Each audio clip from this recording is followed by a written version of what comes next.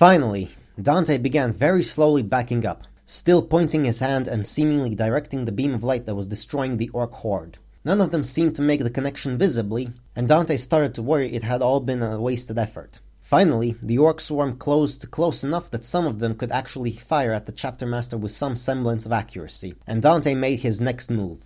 With a flourish, spread his arms wide, and 2 more massive shaped charges reduced the walls of the canyon on either side of him to rubble. The rocks toppled down, coming to a halt mere tens of meters from the walls they had broken from, too far apart to close the gap, but that was alright. It was supposed to do that. Dante raised his hands to shoulder level and clenched his fists, then opened them, pointing the palms at the masses of orcs that were now less than 1/10 of a kilometer away. The sanguinary guard captain had the timing down to a T, and removed the cover that had been blocking most of the light from the searchlight. To the front wave orcs, the beam seemed to suddenly be pointing at all of them at once, whereas before the beam had only spotted itself on orcs that were about to explode.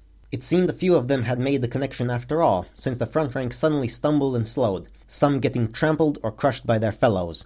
The Cadian sappers and demolitions men were kind enough to take Dante's cue, triggering the dead cords they had painstakingly buried on the canyon bottom. The front rank of orcs, and the next rank that was struggling to charge past them, exploded into a fine powder.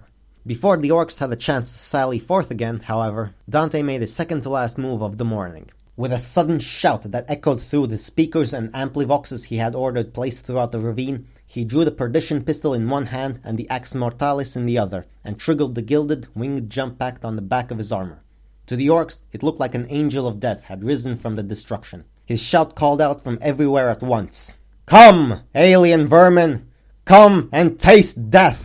I am the heir of the angel, the son of Sanguinius, the slayer of the Black Flang orcs!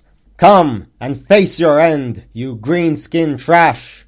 He roared, praying fervently that the timing was right. And just in time, like they had rehearsed doing for nearly a day before the orcs arrived, the first 40 assault veterans appeared over the smoke and rocks, landing shoulder to shoulder below and slightly behind Dante, and opened up with their bolters. The packed ranks of orcs dropped, their front numbers cut to shreds.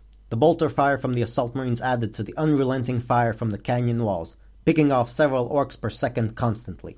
The greenskins roared in primal, animalistic fervor, and charged forward with an ear-splitting cry of